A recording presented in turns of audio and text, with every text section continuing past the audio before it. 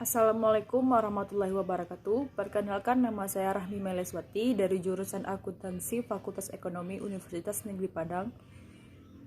Kali ini saya akan membahas bab statistik pertemuan 2, yaitu penyajian data.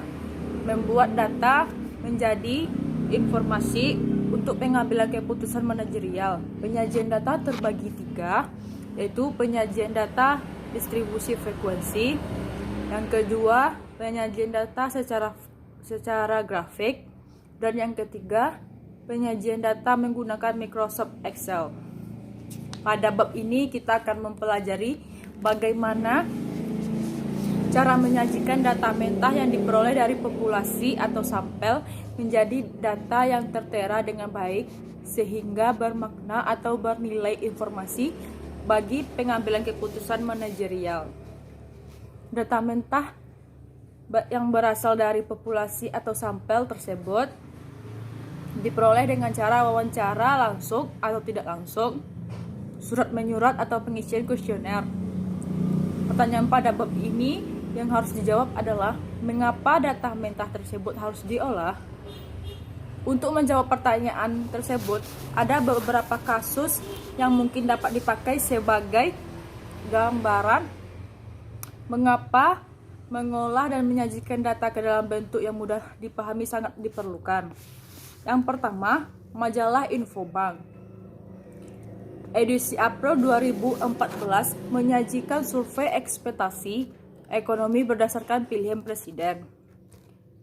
Anda sebagai mahasiswa tentu tertarik pada kondisi ekonomi Indonesia setelah pemilihan presiden.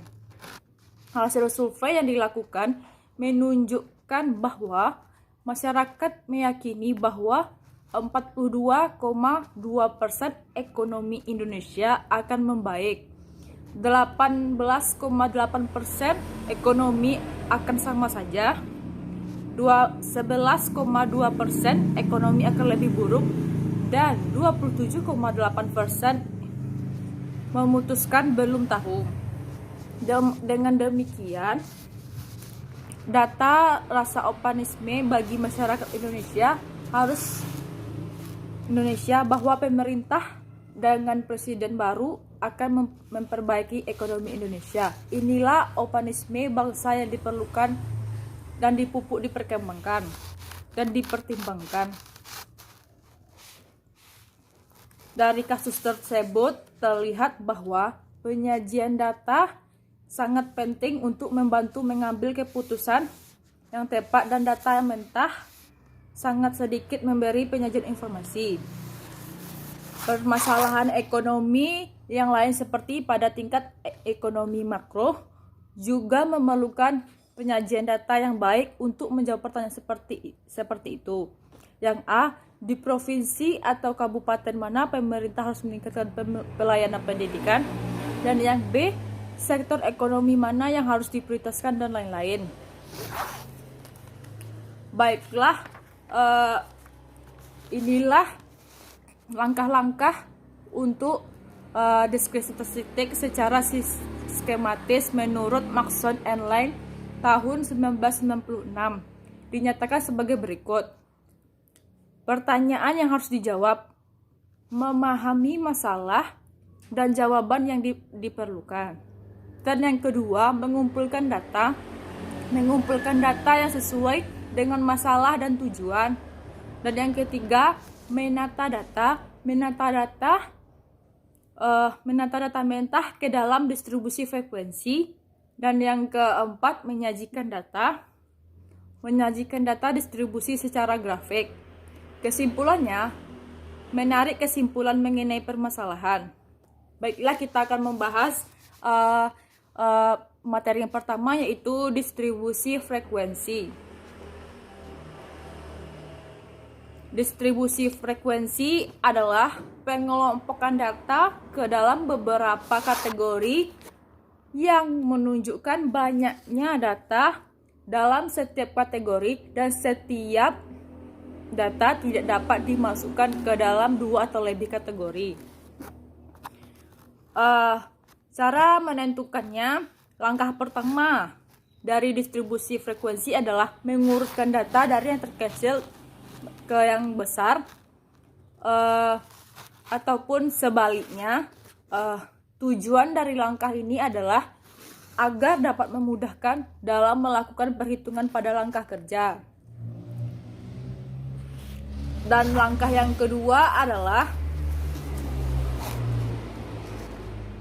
membuat kategori satu kelas, yaitu data dimasukkan ke dalam kategori yang sama sehingga dalam satu kategori mempunyai karakteristik yang sama. Untuk membuat kategori atau kelas tidak ada ketentuan yang pasti yang mengatur berapa banyaknya kelas. Jumlah kelas biasanya hanya 2, atau perusahaan dengan harga saham rendah dan saham tinggi, 3, rendah, sedang, dan tinggi, bahkan 10 atau lebih. Namun sedemikian disarankan untuk membuat kategori baik mengikuti cara sebagai berikut. Cara yang pertama, menentukan banyaknya kategori atau kelas sesuai dengan kebutuhan. Panduan untuk menentukan banyaknya kelas adalah menggunakan bilangan yang terkecil atau K sedemikian sehingga 2/K lebih besar dari N, di mana N adalah jumlah pengamatan atau data. Dengan rumus sebagai berikut, yaitu jumlah kategori K sama dengan 1 tambah 3,322 log N. Dan yang kedua, menentukan interval kategori. Interval kategori atau kelas adalah batas bawah dan batas bawah dan batas atas dari suatu kategori. Interval kategori ditentukan dengan rumus sebagai berikut, yaitu interval kelas nilai terbesar dikurang nilai terkecil dibagi jumlah kelas. Langkah ketiga adalah melakukan perurutan atau pentabulasian dari data mentah yang sudah diurutkan ke dalam kelas interval yang sudah dihasilkan pada langkah ketiga. Hasil perutusan disajikan sebagai berikut.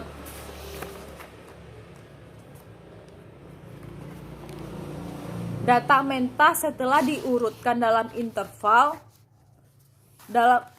kelas akan menjadi data berkelompok.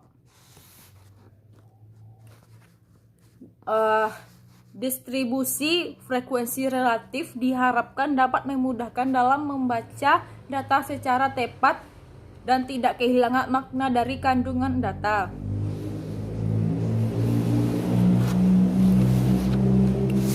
Ini adalah contoh kasus dari penyajian data yang bab 2 yang kita pelajari, yaitu sektor saham apa yang prospektif. Memang tidak mudah untuk menilai sektor saham apa yang prospektif, karena hal ini berkaitan dengan bagaimana memperkirakan kondisi bisnis pada waktu mendatang. Pada umumnya, orang akan memperkirakan kondisi akan datang berdasarkan pengalaman masa lalu yang cukup dekat dengan masa datang. Sebagai contoh, data berikut ini menyajikan presentasi perusahaan di BEI berdasarkan kinerja keuangan atau rugi laba pada tahun 2010 dan 2013. Jika dilihat dari perkembangan perolehan laba, terdapat 4 sektor yang dapat dipertimbangkan, antara lain pertanian, keuangan, aneka industri, serta sektor properti. Real estate dan konstruksi bangunan. Di tempat sektor ini terdapat peningkatan presentasi perusahaan di BEI yang memperoleh laba dari tahun 2010 sampai 2013 di sektor keuangan dan properti. Real estate dan konstruksi bangunan presentasi perusahaan yang memperoleh laba sekitar 50 miliar sampai lebih dari 50 miliar. Keduanya mengalami peningkatan dari tahun 2010 sampai 2013. Jika dilihat dari perkembangan rata-rata laba atau rugi, maka hanya sektor properti real estate dan konstruksi bangunan yang mengalami peningkatan rata-rata hampir 2 kali lipat per tahunnya. Yang kedua, penyajian data. Data yang sudah dikelompokkan dalam bentuk tabel distribusi frekuensi dapat disajikan dalam bentuk grafik supaya menjadi lebih menarik dan informatif. Data berupa indeks, harga saham, perkembangan inflasi, pertumbuhan ekonomi, dan lain-lain biasanya disajikan dalam bentuk grafik, baik untuk media cetak maupun media elektronik. Penyajian data dalam bentuk grafik dapat berupa grafik poligon, histogram maupun OGIF. Grafik poligon menghubungkan antara nilai tengah kelas dengan jumlah frekuensi. Grafik histogram menghubungkan tepi kelas dengan jumlah frekuensi, sedangkan grafik OGIF menghubungkan tepi kelas dengan frekuensi kumulatif. Oleh sebab itu, sebelum membahas bagaimana penyajian grafik, akan dibahas terlebih dahulu pengertian nilai tengah kelas, batas kelas, tepi kelas, dan frekuensi kumulatif. Yang pertama, kita akan membahas batas kelas. Batas kelas dalam satu interval kelas atau kategori terdiri dari dua macam, yaitu batas kelas bawah, lower and class limit, yaitu nilai terendah dalam suatu interval kelas, dan batas kelas atas, upper class limit, yaitu nilai tertinggi dalam suatu interval kelas. Dari contoh pada harga saham, maka nilai 7,77,0, 84,5, 92,0, 99,5, dan 107,0 adalah nilai batas kelas bawah, sedangkan nilai 84,4, 91,9, 99,4, dan 106,9 dan 114,4 adalah nilai batas kelas atas. Yang kedua, nilai tengah kelas. Nilai tengah kelas adalah tanda atau penciri dari suatu interval kelas dan merupakan suatu angka yang dapat dianggap mewakili suatu interval kelas. Nilai tengah kelas letaknya berada di tengah-tengah pada setiap interval kelas. Nilai interval kelas diperoleh dengan menjumlahkan batas bawah dan batas atas kelas dan kemudian dibagi dua.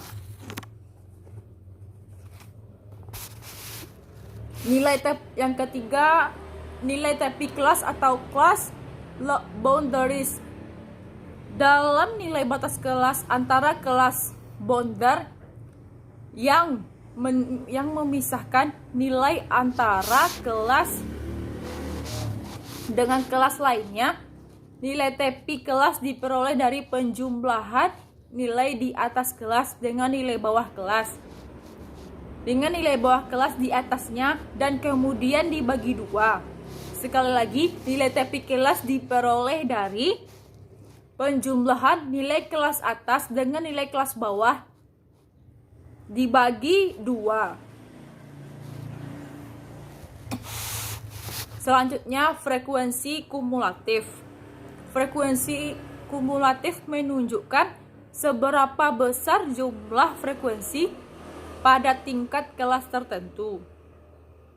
Frekuensi kumulatif diperoleh dengan menjumlahkan frekuensi pada kelas tertentu dengan frekuensi kelas selanjutnya.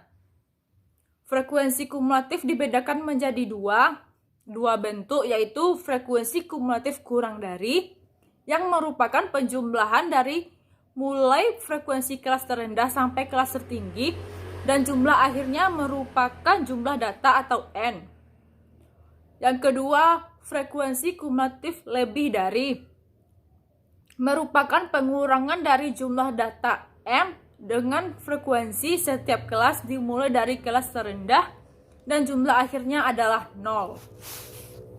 Selanjutnya, histogram. Histogram merupakan Bentuk diagram yang mudah dipahami. Histogram merupakan diagram balok karena frekuensi disajikan dalam bentuk balok. Histogram menghubungkan antara tepi kelas interval pada sumbu horizontal atau X dan frekuensi setiap kelas pada sumbu vertikal yaitu Y.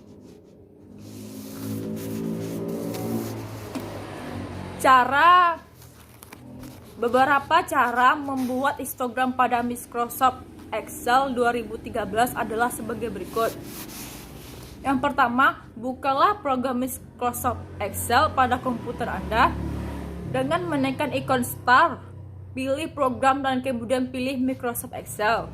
Dan yang kedua, setelah Microsoft Excel terbuka, masukkan data ke dalam sheet yang ada. Masukkan data interval dan dalam satu kolom dan data frekuensi dalam satu kolom.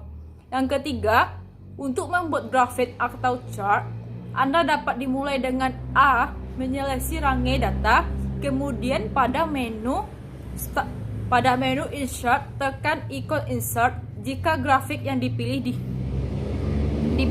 di mana membuat grafik histogram, klik ikon insert kolom chart. Atau dimulai dengan B, menekan ikon insert kolom chart pada menu insert yang kemudian diikuti dengan menyeleksi range data yang dibuat dengan grafiknya. Yang ketiga, untuk memodifikasi penampilan seperti mengubah warna histogram, memberi warna latar belakang, memberi legenda atau legend, mengatur penampilan sumbu, mendata dan vertikal atau akses, dan lainnya, maka Anda perlu mengklik kiri 2 kali sehingga ikon muncul submenu format data, series di sebelah kanan, screen dan 3 ikon, chart element, chart style, dan chart filter di sebelah kanan grafik. Melalui submenu dan ikon tersebut, Anda dapat melengkapi dan memodifikasi penampilan grafik. Yang kedua, polygon. Polygon hampir sama dengan histogram. Perbedaannya, histogram menggunakan balok, sedangkan polygon menggunakan garis yang menghubungkan titik-titik yang merupakan koordinat antara nilai tengah kelas dengan jumlah frekuensi pada kelas tersebut. Titik tengah kelas merupakan representasi dari karakter kelas, dan nilai tengah ini menggantikan posisi interval kelas pada diagram histogram. Yang ketiga, kurva Ogive. Kurva Ogive merupakan diagram garis yang menunjukkan kombinasi antara interval kelas dengan frekuensi kumulatif. Kurva Ogive menunjukkan frekuensi kumulatif pada setiap tingkat atau kategori. Sumbu horizontal pada kurva Ogive menunjukkan tepi interval kelas dan sumbu vertikal menunjukkan frekuensi kumulatif.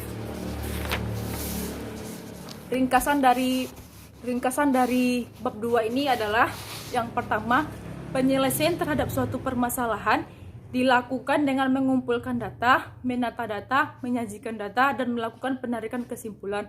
Yang kedua, distribusi frekuensi adalah penataan data dengan mengelompokkan data ke dalam kategori yang sama dengan tujuan agar data lebih informatif dan mudah dipahami untuk pengambilan keputusan. Yang ketiga, langkah-langkah dalam membuat distribusi frekuensi adalah yang A, menentukan jumlah kelas dengan menggunakan rumus Sarges jumlah kelas K sama dengan 1 tambah 3,322 log N, di mana K jumlah kelas dan N adalah jumlah data. Jumlah kelas minimal mengikuti aturan 2K besar dari N, dan B menentukan interval kelas, yaitu nilai tertinggi dikurang nilai terendah jumlah kelas. C melakukan penturusan, yaitu memasukkan data ke dalam interval kelas yang ada. Yang keempat, ketentuan dalam menyusun distribusi frekuensi adalah yang A, tidak ada kelas yang tumpah tindih. Yang B, setiap data hanya dapat masuk ke dalam satu kelas. C, setiap interval kelas harus mempunyai ukuran yang sama. D. Jumlah kelas diusahakan minimal 5 dan tidak lebih dari 15 kelas. Yang kelima, penyajian data dapat dilakukan dengan membuat grafik seperti histogram, poligon, dan OGIF. Histogram menghubungkan antara interval kelas dengan frekuensi. Poligon menghubungkan antara nilai tengah dengan frekuensi, sedangkan OGIF menghubungkan antara interval kelas dengan frekuensi kumulatif. Cukup sekian penjelasan materi dari saya. Assalamualaikum warahmatullahi wabarakatuh.